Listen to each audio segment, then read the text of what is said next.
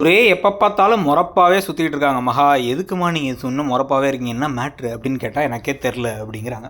இவர் எப்போ பார்த்தாலும் திட்டிகிட்டே இருக்கிறது, இவர் குடும்பத்துக்காக போய் சொல்கிறாருன்ட்டு. ஆனால் ஒரு பக்கம் வந்து பார்த்தீங்கன்னா, எப்போ பார்த்தாலும் குடும்பத்தோட நலனை வந்து முன்னாடி நினைக்கிறது, ஆனால் குடும்பத்தில் ஒரு ஆளாக மகாவை நினைக்காமல் இருக்கிறதும் சூர்யா செஞ்ச தவறு தான் வச்சுக்கோங்க. இப்போ அதனால் வந்து கோயிலுக்கு கிளம்பி வந்துட்டு பிரபாவுடைய திருமண வாழ்க்கையில் ஏதோ ஒரு புது குட்டி கலாட்டாவை க்ரியேட் பண்ணுறதுக்கு இப்போ வந்து மகா ஒரு பக்கம் ட்ரை பண்ணேன். அதெல்லாம் வேணவே வேணாம், இப்போ தான் கல்யாணத்துக்கு ஒத்துக்கிட்டு இருக்கா அப்படின்னு என்ன பேசிக்கிட்டு இருக்கா அப்படின்னு ஏதோ பேசிக்கிட்டு இருக்காங்க.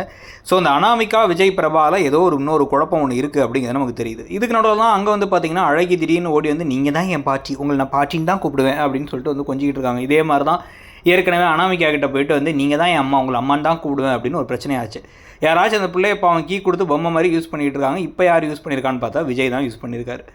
சூர்யா தான் யூஸ் பண்ணியிருக்காரு. சூர்யா இப்போ என்ன பண்ணுறாரு அப்படின்னா வந்து அவர் தான் கூப்பிட்டு வந்து அனுப்பிவிட்ருக்காரு வந்து இந்த கோயிலுக்கு இவங்க போகிறாங்கன்னு தெரிஞ்சு.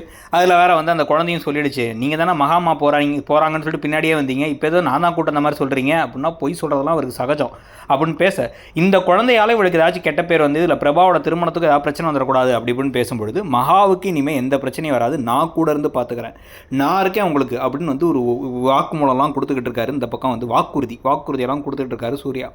இதுக்கு நடுவில் அனாமிகாவை பிரித்து விடுற மாதிரி தான் கதை போகுது. கூடவே பிரபா அண்ட் விஜயை பிரபாவோட கல்யாணம் நெருங்குற சமயத்தில் வந்து இவங்களை சேர்த்து வைக்கிற மாதிரி ஒரு கதை போகுது.